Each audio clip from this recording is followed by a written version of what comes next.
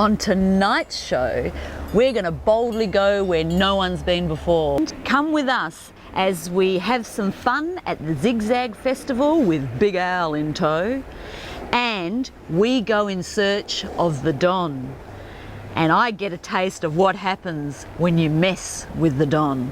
But first, let's have a look at the great work and community spirit that is happening at Kanyana Wildlife Rehabilitation Centre Incorporated. Set high above the hills overlooking Perth is a wonderful community spirit centre. If you have animals that are hit on the road or are injured or sick, this is the place to bring them. So we're here at Kanyana Wildlife Rehabilitation Centre and we're talking to June Butcher, and she's going to show us through the installation here and explain to us a little bit about what it is they do here. How long has Kanyana been established? We've been here for 36 years. Actually, this building of the hospital since 1986. Right, and I believe you have an extensive team of volunteers here, committed volunteers. Oh, we certainly do. We've got about 100 of them now, and they come from all walks of life and mainly from this local community. So what is Kanyana set up in particular to do? Well, we have three basic aims. One is to rehabilitate sick, injured and orphaned wildlife. And the second is to breed endangered species under the supervision of CALM. And our third one is our education program, and we saw 6,000 children in the last 6 months, so it's fairly extensive. Now we'll go in and we'll just have a look at what it is that Kanyana Wildlife Rehabilitation Centre actually does. So this is the admissions room. Can you tell us what happens when people bring in your sick and injured animals into the hospital? Yes, this is where they come, and this is where we actually examine the animal so that we can give them a rough idea of what's going to happen to it. I mean, does it need surgery? Does it, is it going to have its leg pinned or its wing pinned? Is it going to need antibiotics?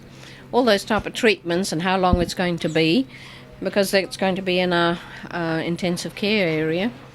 And June, I believe that you actually encourage the people who bring these animals in to you to call back within 48 hours for a report on their progress. Yes, we think this is a very important part of community education.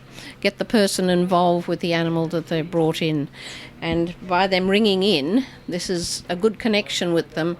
We'll give them the 48-hour report. Then we can sort of say to them, well, it's going well, he started to eat. How about ringing back in a week?